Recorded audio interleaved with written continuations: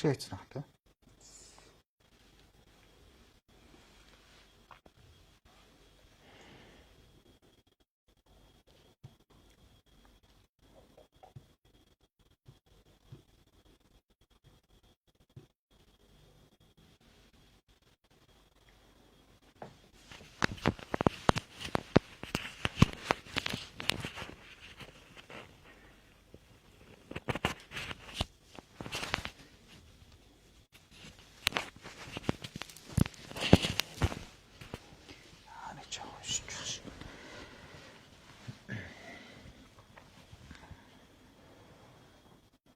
Дайж уугаараа за тэр жимсэдэж байна. За болчихжээ. За сайн байцгаана уу хүндэт үзэгчдээ та бүхэнд ороо мэнд хүргэе. Тэгэхээр өнөөдөр за гэр бүл судлаач Наран Туягч одоо манай шууд ба шударга ярилцлагад ороход бэлэн болсон байна.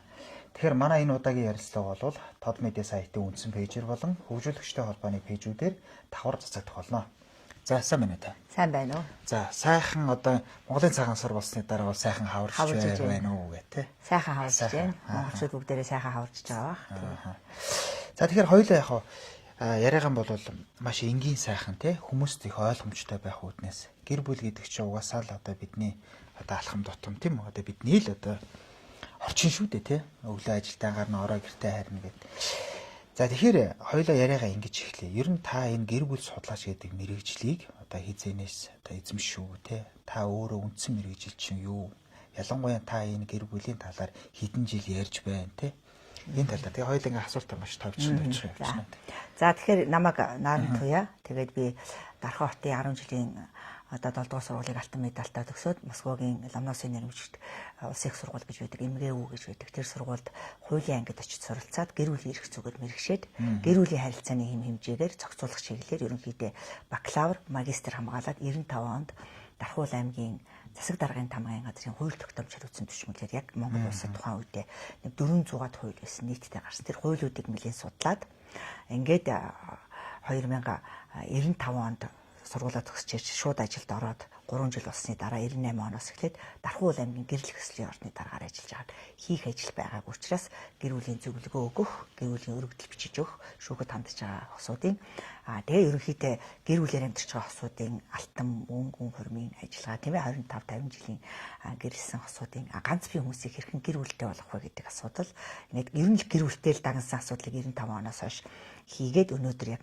30-аад жил хийж байгаа. Яг ингээд дагнж тогтвортой тууштай. Тэгээ энэ цаг хугацаанд 50-аас дээш жил амьдэрсэн 250 айлын амьдралыг нэгдүгürt алдаршуулад хоёрдугаарт амьдралын чагнаад энэ 250 Монгол 21 аймгаас ирсэн хосуудын 50-аас дээш жил зөвхөн амьдэрсэн хосуудын амьдралыг одоо улбаалж гэдэг юм уу те бодит амьдралаас туршлагаас нь хэрэгжүүлсэн 7 цуврал ном бичсэн. Гэр бүлийн амьдралын нууц, гэр бүлийн харилцааны алтан судар, шин зууны хүүхд хөгжил, хүүхдэд хүмүүжүүлэх болор судар, нарны охины нандин судар, гэр бүлийн сэтгэл зүйн зөвлөгөө гэсэн. Ерөнхийдөө гэр бүлийн салбартаа ерөнхийдөө анхдагч маягаар яг нь намжил доктор, түүхийн ухааны доктор гэж хүн байсан. Төвшин төгс багш хүүхд судлаач гэж байсан. Түүний зэрэгтээ Ноно гэдэг багш байсан. Цэцэрлэгийн хүүхэд, бага насны яслын 6 хүртэлх насны хүүхэд, 18 хүртэлх насны хүүхэд төвшин төгс багш. Ингээд түүхийн чиглэлээс нь намжил доктор би ингээд нийлээд 21 аймгаар бид бол маш их олон жилээр 2004 оноос хойш Монгол улсад гэр бүлийг дэмжих өдөртөө болсон. 5 сарын 15-ны өдөр 5 сарыг тэр чигтэн гэр бүлийг дэмжих сар болгосон. Тэгээ энэ цаг үеэс эхлээл Дархны хормын орны дараагаас эхлээл ингээд олон жил амьдарсан гэр бүлүүдээс бид боловсрал авах хэвээр. Ирээдүйн эдэр насны залуу гэр бүлүүд, өсвөр насны үерхэл нөхөрлөл хийж байгаа хүүхдүүдэд боловсролын гарын авлага ном үнэхээр байхгүй байна.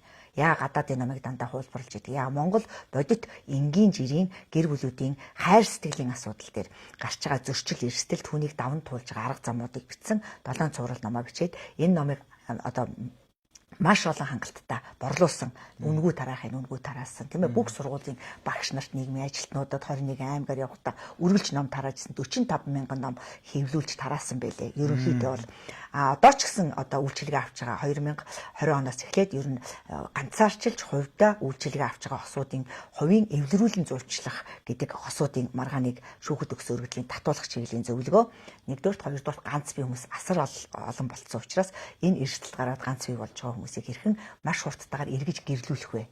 нас биеийн төрсэн ганц бие хүмүүсийг гэрлүүлэх вэ гэдэг асуудал дээр ганц бие хүмүүсийг одоо дагнан ажиллаж байгаа. Өсвөр насны хүүхдүүдэд сургуулиудаар явж үерхлийн тухай. Үерхэл гэдэг бол секс биш. Үерхэл гэдэг бол тийм ээ энгийн жирийн ирээдүйн аав ээжид бэлтгэх. Тийм ээ үнэж хувиршгүй ийм хайрын үндсэн суурь нэгж энэ харилцааг хайр гэж эхлээ шохоорхол гэж үе, дурлал гэж үе, хайрлах сэтгэл гэж үе, халамж гэж үе, асаргаа гэж үе, тийм ээ 60 жил амьдарсны дараа энэ одоо Монгол гэр бүлүүд бие биений асарх нь хайрыг оролдог.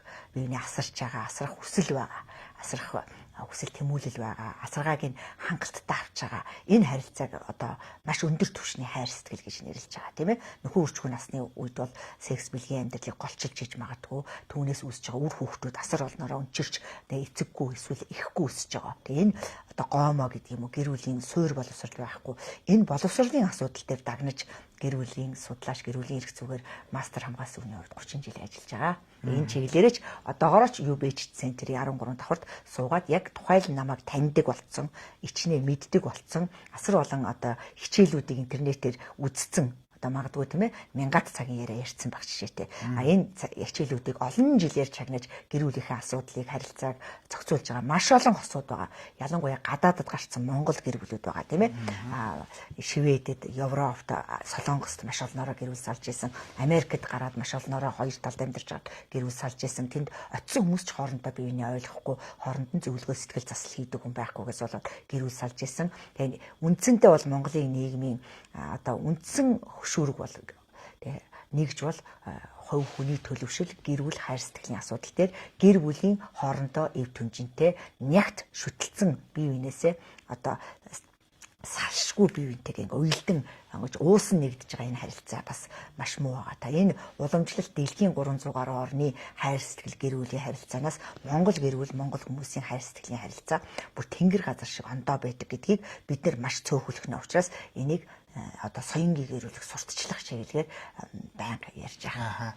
Тийм. Тэгэхээр би бас яг танаас яг асуух шээсэн асуултыг та ерөнхийдөө хариулж шиг бодлоо. Одоо ер нь ингэдэг штеп Монгол хүний онцлог өөр тийм үү? Монгол гэр бүлийн онцлог өөр. Бид нар одоо яахаараа тэгж гадаадад дураад тийм тэр Япон Солонгостой тийм л байд юм байгаа биз гэсэн яриануд байдаг штеп тийм.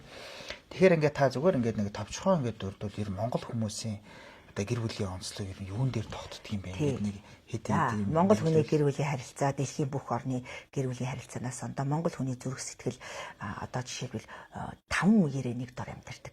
Одоо Монгол гэр дотор өвөө эмээ, өвөө эмээ, аав ээж нь, үр хүүхэд нь, ач зээ нь, хүргэн бэрнэ гэдэг ингээд нэгэн ийм одоо маш нягт бие биенээс шүтэн барилдлахтаа 3,500,000 хүн бие биенээсээ бүр ингээд аалзны тор шиг шүтэн барилдлахтаа бие биендээ нөлөөлөх үс тийм өндөр чадамжтай ийм одоо үндэстэн онцлог үндэстэн баггүй юу. Тэгээд бид нар одоо өвөг дээдс аав ээжигээ асрамжинд тавьчих хайдггүй. Тийм ээ. Яг л ингээл толгойн түшиг яг л асрыг яг л одоо би ингээд асарсан ачийг хариулсан болъё гэдэг. Тэгээд дээрэс нь Монгол эмэгтэй хүний дэлхийн бүх эмэгтэй хүмүүсээс нэг өөр онцлог зүйл байдаг. Энэ болохоор алдартай ээж 1-р зэрэглэлийн одоо алдартай ээж 2-р зэрэглэлийн одон.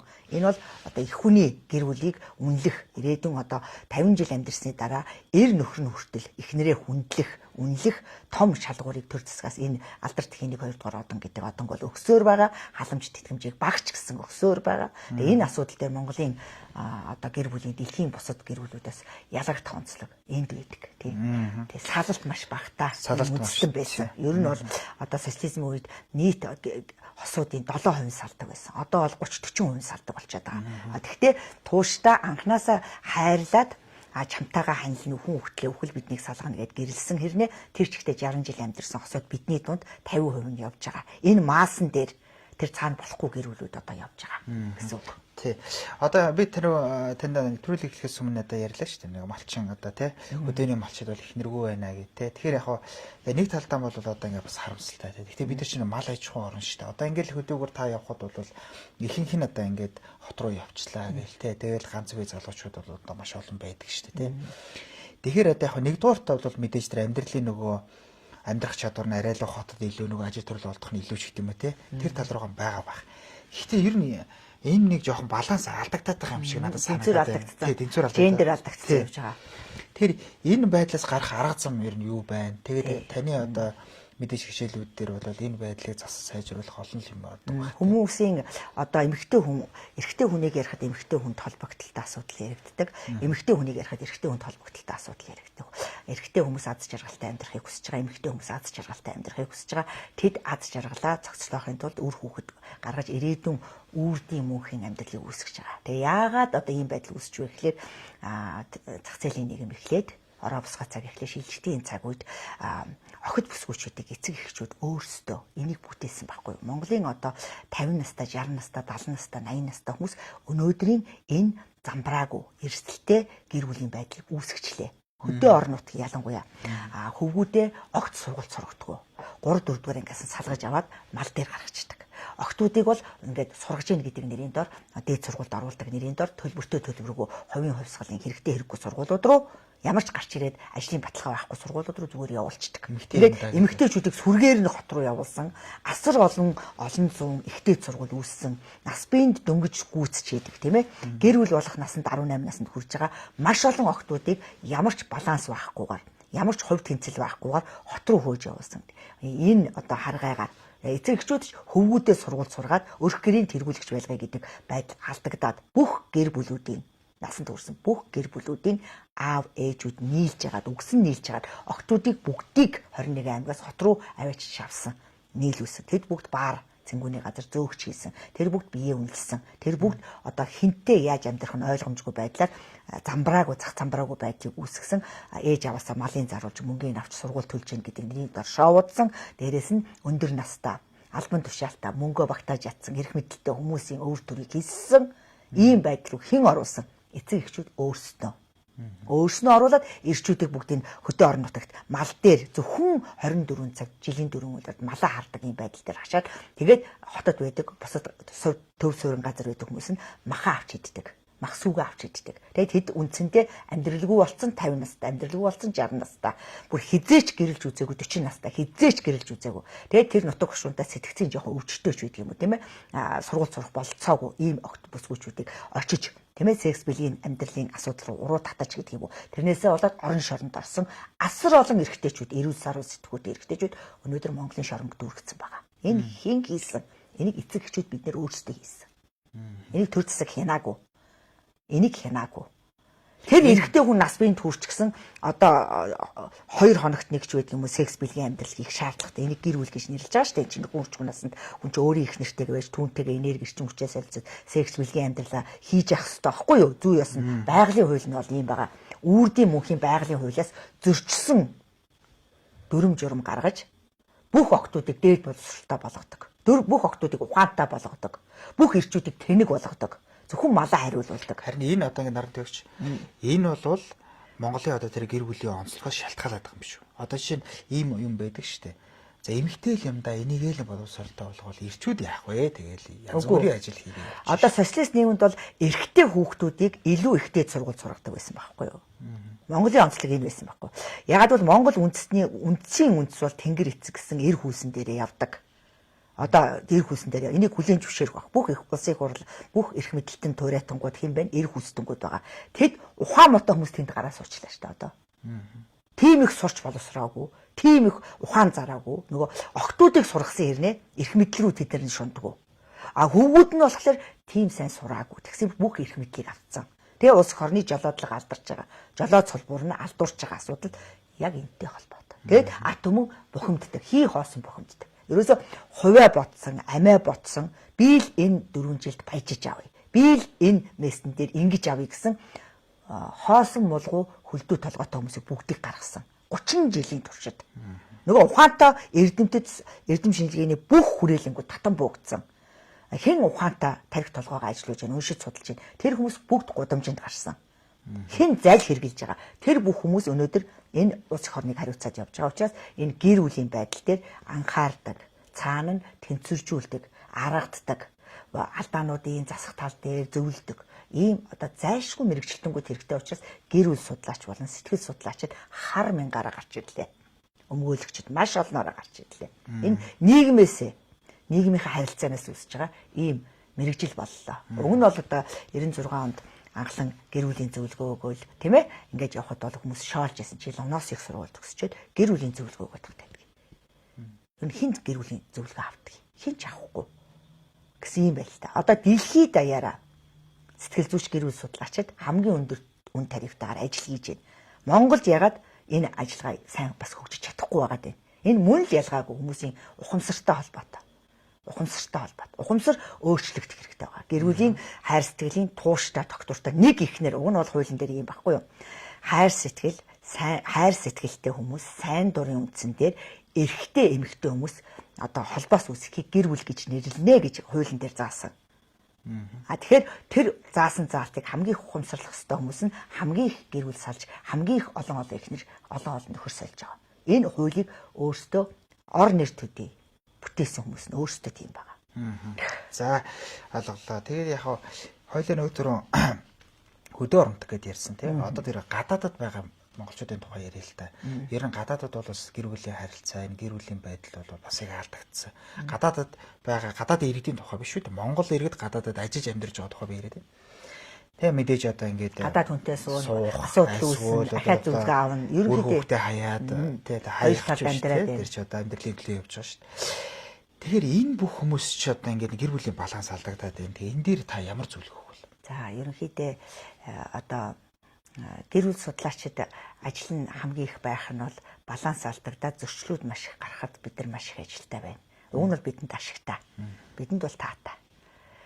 Гэхдээ сэтгэл өвдмөр маш хүнд одоо энэ яваа насандаа нэг удаа амьдрын гэсэн насан дээр 5 настай 7 настай үр хүүхдээ орхиод Америк руу хормын яслалд очичоод тэр чигтээ тэнд харлаад бизнес хийгээд 20 жил 30 жил 35 жил болчихсон үр хүүхдээ хараагүй зөвхөн одоо утасны цаанаас хардаг. Тэгээд сэтгэлийн асар хүнд шаналлалтай болсон. Яаж эргэж үр хүүхдээ хардаг вүлээ? Энэ амьдрал мөн үү?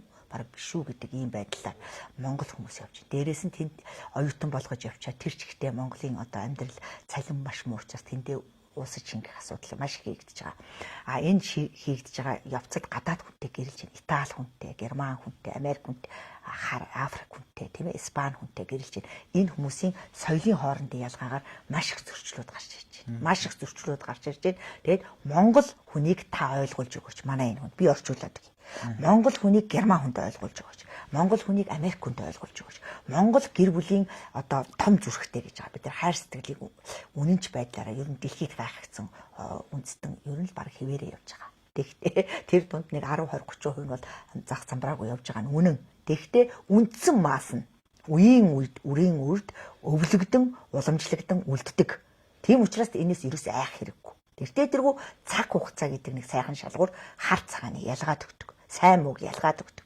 Гоё муухайг ялгаад өгдөг. Тэгэхээр хүн гоё руу тэмүүлэхийн тулд амьсгал явж байгаа. Цагаан руу тэмүүлэхийн тулд, гоё руу тэмүүлэхийн тулд амьсгал явж байгаа. Энийг цаг хугацааны явцад 40 нас, 50 нас, 60 нас, 70 нас хүмүүс бүр ухаарахгүй бол 80 наснд хүрээд ирэхээр үхэхийн цагт энэ ухаарч ойлгоод энийг үр хүүхэд ачцээ дээ, таньдаг мэддэг бүх хүнтэй гэрээслэл болгож хэлнэ. Тэр үед энэ ярьж байгаа зүйл үнэн. Одоо жишээлбэл зарим хүмүүс дөнгөж гэр бүл болж байгаа хүмүүс миний яриаг заримдаа би таны яриаг 10 жилийн өмнө сонсоход бол ерөөсөө ойлгодгүй, ерөөсөө юу яриад байгааг би ойлгодгүй байсан. Миний дандаа эсрэг ярьж исэн. Та одоо би 10 жил гэр бүлээр амьдсны дараа ингээд таныг ахаад яг тэр яриаг чагнахад та үргэлж миний төлөө ярьж исэн байна. Намааг яавал аз жаргалтай, намааг яавал гоё байх тухай, намааг яавал тэр нөхөртэй хайрлагдуулах тухай, хайрлуулах тухай, илүүлэх тухай, таалуулах тухай ярьж исэн байж тээ. Би ерөөс ойлгоогүй юм байл шүү дээ. Энийг хэн зааж өгсөн? Эцэг хэн зааж өгсөн байсан. Энийг эцэг хэн төр засгаас ч гэдэг юм уу. Бүр бодлоготойгоор одоо ингээд бодлоготойгоор ихлээр гадаадаас ном орчуулад бизнес хийгээд байгаа. Тэ энэ бизнес хийж ном зарах нь хамаагүй. Тэ хамгийн гол нь яг тэр хөрсөн дээр буусан тэр бодит амьдрал дээр Монгол эхнэр нөхөр харцаараа, үнрээрээ, гэрлээрээ, хөдөлгөөнөөрөө яаж ярьж гин, яаж мэдэрч ярьж гин гэдгийг ажиглаагүй хүмүүс хууль батлаад байгаа байхгүй.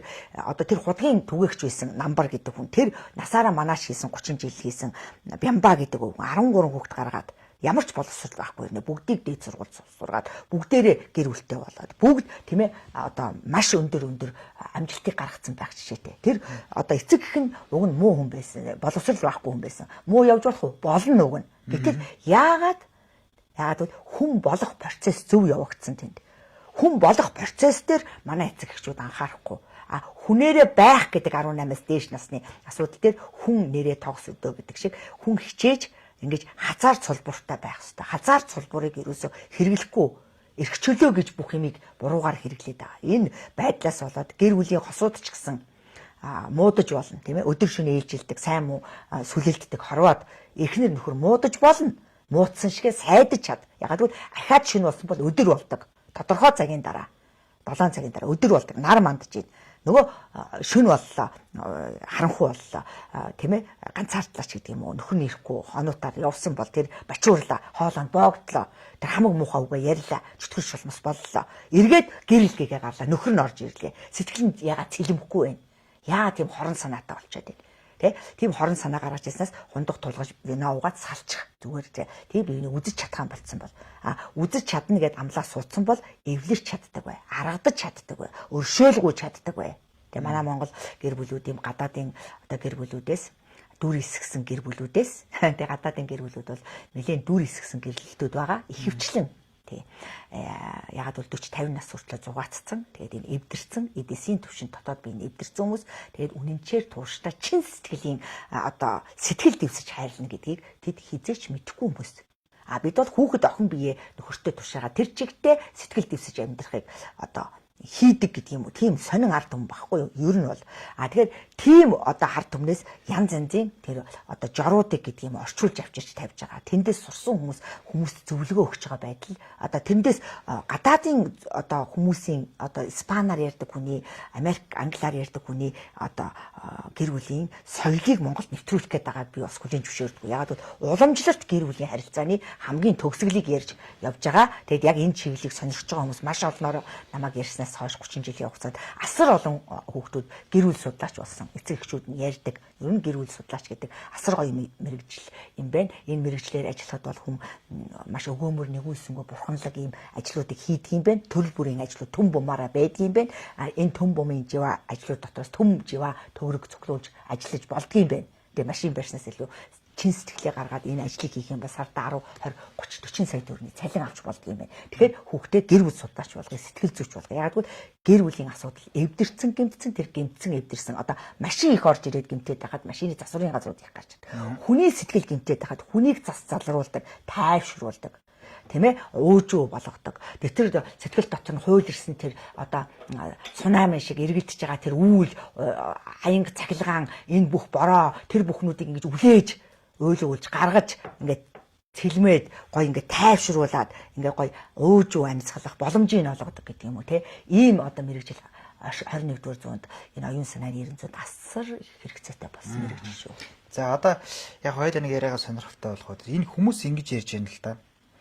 Энэ нууц хамар гэдэг зүйл байх ёстой маа. Үеийн үед юм байсаар ирсэн юм аа. Одоо сүүлийн үед баг хошин шог байж ш. Одоо нэг эрэгтэй хүн одоо хоёр их нэртэй болвол те за хуйлаал дагдаг бах таач гэдэг юм те. Тэгэхээр энэ гэр бүлээс гадуур харилцаан дээр ер нь та ямар зөвлөгөө өгдөг вэ те? Энэ ба штэ 50% одоо Монголын нийт иргэдийн 50% хүмүүс нууц амрагтаа болох юмсан гэдэг бодлоо орж ирэхгүй, энэ үгийг ярихгүй, нүдний далдч ярихгүй, энэ үйлдэлийг хийхгүй сэжгэлдэг ийм хүчрэх хүмүүс бас сэжгэлдэг байхгүй юу? Хамаа намаагүй хүнд очиж ирээсээ өгөөд тэр хүний өндгийн эсийг зайдан тийм ээ хинтээч хамаагүй унтдаг өмдгтлаа тайлдаг хүний эсийг өөртөө шингээгээд өөрийгөө өвчлүүлээд хүүчий гэж боддгоо. Тэр хүнд биш юм аа гэхэд гарч байгаа үр хүүхдэн тийм гажигтай, согогтой тийм хүүхдүүд гарч ирээд идэг байхгүй юу? Тэгэхээр 50% нь бол энийг мэднэ. Тэгэхдээ нууцаар амарлах гэж асуудал хүний хүмүүжил ёсорт хүүхд төгтэй холбоотойгоор хүн үлссэн цагаас эхлээд байсан. Ягаад гэвэл сул дараа буруу сонголт хийсэн, хүчин давтагдсан, эцэг эхийнхээ шахалтаар гэдэг боомлогдож, богтлогдож очсон ийм хүмүүсийн хооронд яг чин сэтгэл нь тэнд байсан гэтэл намайг ингэчлээ. Эсвэл яг чин сэтгэл тэнд байж итэл энд эрх мэдлийн төлөө суучлаа. Энэ мөнгөтэй учраас суучлаа. Тэр байртай учраас суучлаа. Энэ үрд байсан. Ямар нэгэн шунлаа суулж. Зарим нь бол хайрлсан эмэгтэйгтэй суучаад салах сонирхолгүй. Тэгтээ давхар 2 3 4-ийг аваад байна. Энэ бол тэжээж чадна гэж бодоод байна.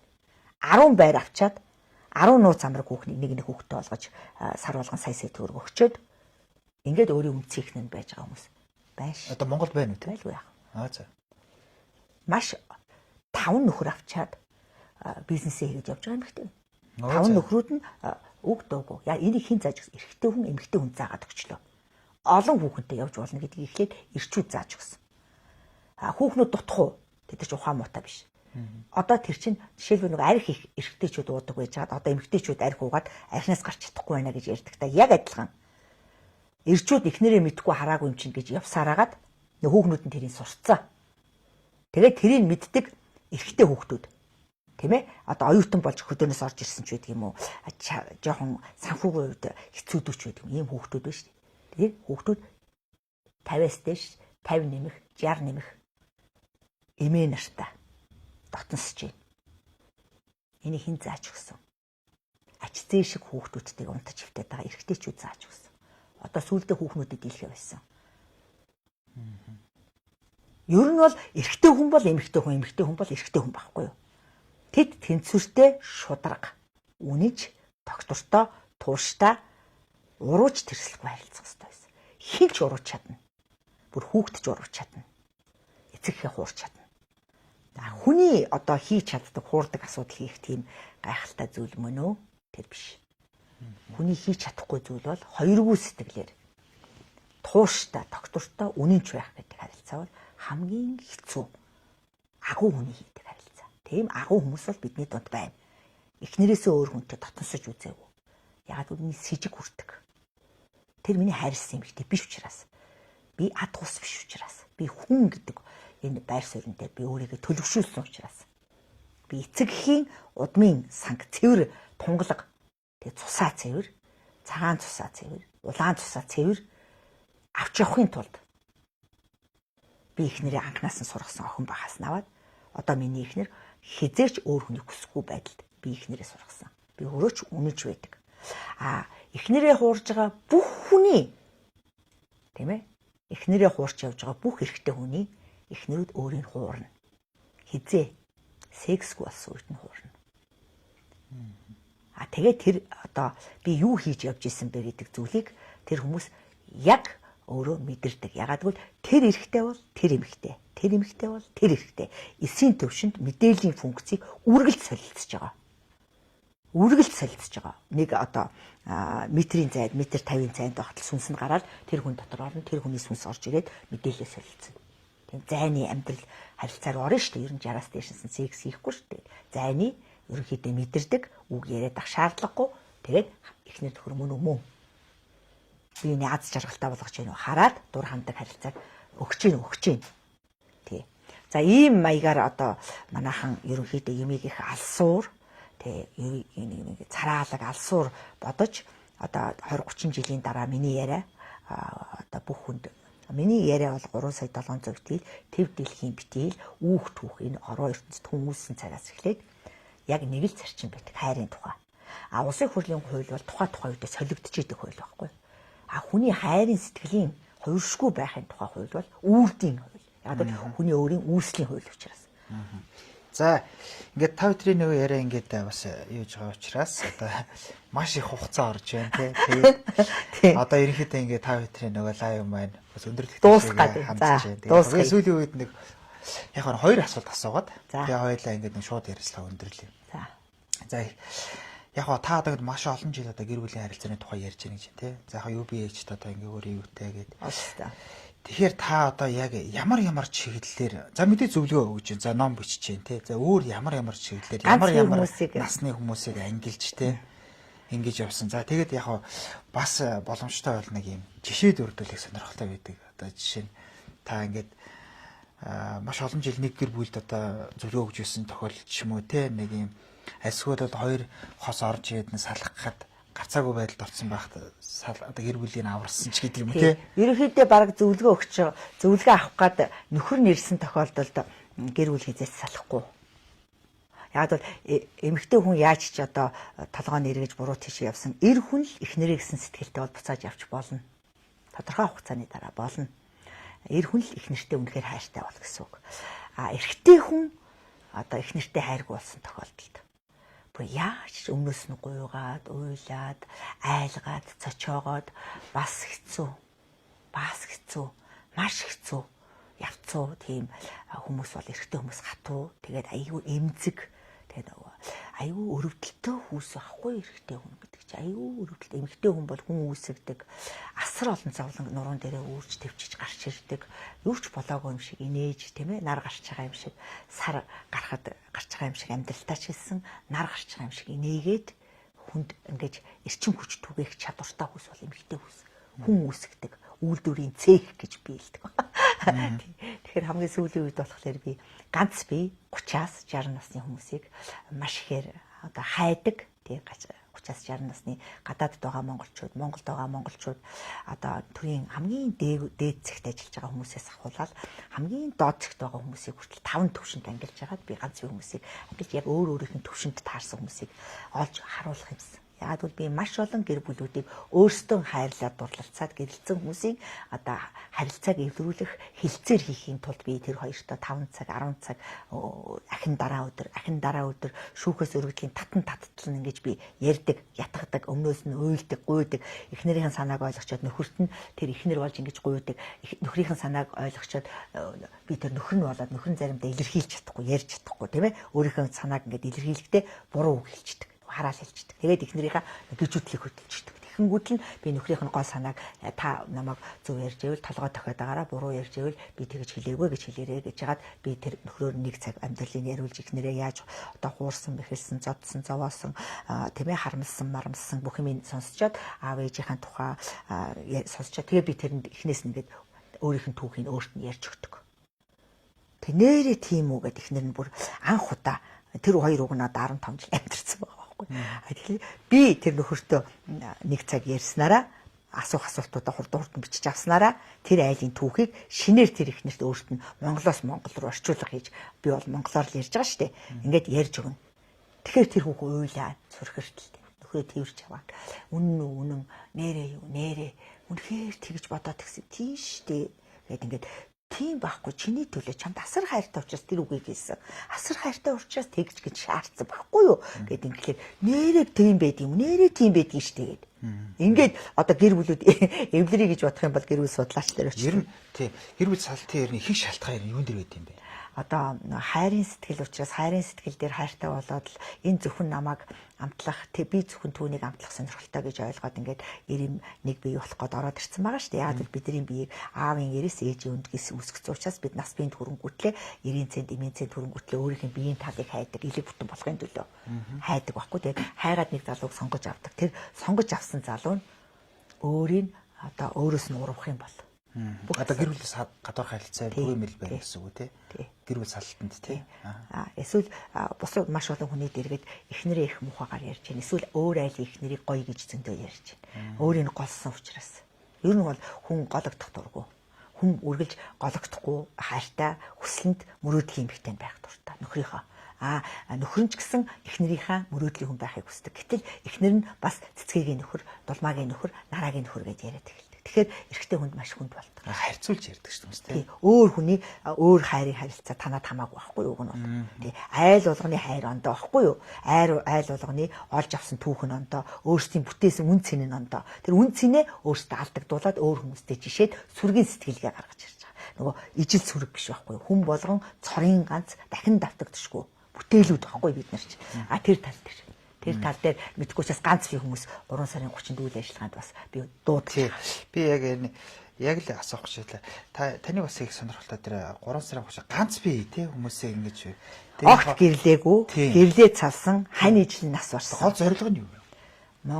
Монголын төлөө. Монголын аз жаргал бол Монголын гэр бүл байхгүй юу? Монголын аз жаргал бол одоо жишээлбэл мөнгө санхүү байшин барилга биш байхгүй. Монголын аз жаргал бол Монгол хүний элэг бүтэн амьдрал байхгүй юу? Тэгэхээр элэг бүтэн биш хүмүүс тэнд хэдэн мянгаараа хэдэн зуугаараа байгаад байна шүү дээ. Тэгэхээр Монголын аз жаргалын тухай тэр боржуур хийх, зам засах, тэр машины төвчрээ юу ч биш байхгүй. Тэр төвчрийг хэн гаргаад байгаа юм? Депресд орсон хүмүүс гаргаад байгаа. Тэгээ монгол хүмүүс бүгд элэг бүтэн болчих юм бол, бүгд найрсаг нөхөрсөг, соёлтой харилцаанд суралцчих юм бол, монгол гэр бүлүүд салахгүй болчих юм бол, бусдын гэр бүлийг өмүүлэн хутгадаг эмэгтэйгүү, бусдын гэр бүл рүү хошуу дүрдэг эрэгтэйгүү болчих юм бол монголчууд муухайгаасаа салчих гээд байгаа. Тийм учраас би муухайгаасаа салъя таминэ. Нас биеийн төрчээд ганц биеэр явах нь шившиг шүү. Хантай болно гэж байгаа нь харин гайхамшиг шүү. Залуу байхад өөртөө олдог байсан бол 30 хүрсний дараа олж чадахгүй хаагур явахаа мэдгүй хүрээ дээр Би зохион байгуулад би чиний ижил төвшний чи 2 3 дээд сургууль төгсөн. Надад 3 дээд сургууль төгсөн хэрэгтэй байна. Бас ханаа олох гээд байгаа. Надад метр 80 эрэхтэй. Үгүй чи байна болж метр 70 эмэгтэй юм байна. Метр 80 эмэгтэй. Метр 50 хөөрхөн хүүхэн байна. Үгүй метр 65 хөөрхөн залуу байна амгаа. Гэдэг юм уу тийм ээ. Ер нь ингэж маш хурдтайгаар Монгол хүн элгэмсүү бурханлаг сэтгэлээр одоо ганц хүмүүс туслах хэрэгтэй. Тэгээ бүх хүнд би тусалж чадахгүй. Мэдээж хэрэг. Гэр бүлд яг бэлэн болцсон хүнд л би туслана. Байртай унштай одоо цалин бүнлүүтэй өнөөдөр 40 насны 50 насны өндөрлөгдөд ямар нэгэн байшинд орж амьдрах гэдэг. Ямар нэгэн унаатай хүний унааг авах гэдэг. Ямар нэгэн мөнгөтэй хүний далавчин дор суганы дотор ингэж хавчуулагдах гэдэг. Тийм хүмүүсийг бол би авахгүй. Яг л одоо гэр бүл бэлдсэн хань жил өнгөрчлөө.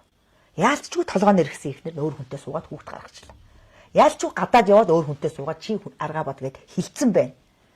За тийм хүмүүс хаашаа явах юм? Хорвоо дууслаа гэж дуусах уу? Жишээлбэл 30 настай хүний нөхөр нь өнгөрцөн бол.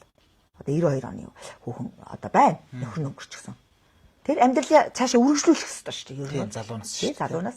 Тийм нийгэмдэр байгаа эрэлт хэрэгцээ байгаа учраас энэ дээр одоо учрыг олж хужрыг тунгааж хийдэг хүн байхгүй учраас өнөөдөр миний одоо ажлын чиглэл ер нь гэр бүлийн зөвлөгөөх ажлын хажуугаар ихэвчлэн ганцын хүмүүсийг гэр бүлтэй хурдан болгох юмсан өсвөр насны хүүхдүүдийг элэг бүтэн гэр бүл аав гэдгийг хараад ээж гэдгийг хараад өсчөөсэй гэж би хүсэж байна.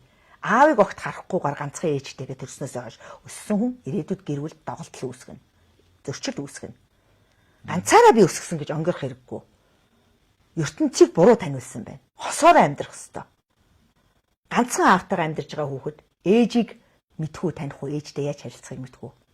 Мэдэхгүй шүү дээ. Тэгэхээр бүх зүйл одоо харьцангуй хос байдаг, тий?